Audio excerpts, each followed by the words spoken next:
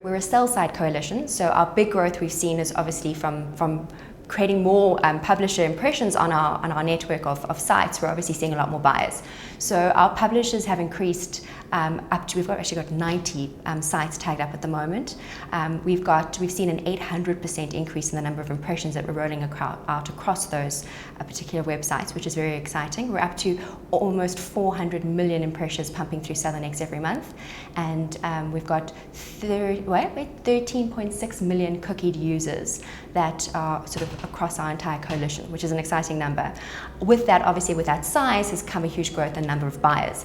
We're seeing more than 60% of our buyers are local to this market. We do have a lot of international buyers that buy in the South African, Nigerian, and Kenyan markets. But the exciting thing we've seen is a huge growth in the number of teams that are based in South Africa that are buying South African inventory or Nigerian inventory or Kenyan inventory. We're even seeing a couple of players based in other African markets that are purchasing. So that's been a very exciting growth. In terms of the number of buyers, it's been about a 150 to 200% increase in number of actual buyers, with big agencies in this market coming on board, starting programmatic teams and really focusing their efforts on getting programmatic going through their particular agencies.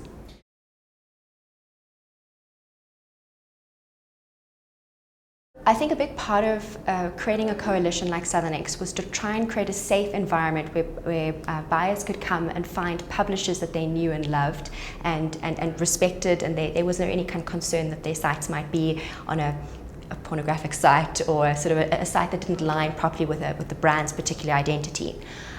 The reason publishers had got together and done this sort of thing, and they've done them in other markets as well, is around to create a bit of a protective area and also to allow buyers to purchase that inventory but not necessarily have it compete directly with the direct sales teams.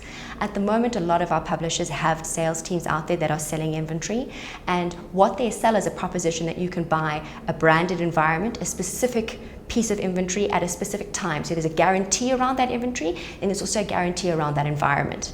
If you were able to then purchase exactly the same thing programmatically, those sales teams wouldn't have a unique selling proposition. So what SouthernX has done, and a few other coalitions in other markets have done, is they haven't allowed brands to target specific placements and specific environments, but they are able to target specific types of people or specific categories of inventory within that environment. So that is how SouthernX has tried to overcome the concern around lack of transparency. It still means, though, as a buyer, if you wanted to purchase a specific type of inventory in a specific environment on a specific day, you'd have to go direct to the salesperson to after you purchase that. There is a premium attached to that, and I think from a buy side, there's an assumption that when you buy programmatically, you buy cheap inventory. So there's sort of a wanting of all the aspects that you could get direct from a premium sales team, plus the benefits of programmatic around being able to track, being able to change your mind and purchase inventory this way one day, and then if it doesn't work for you, change that inventory the next day. Also be able to find audiences in that inventory and then buy specific environments.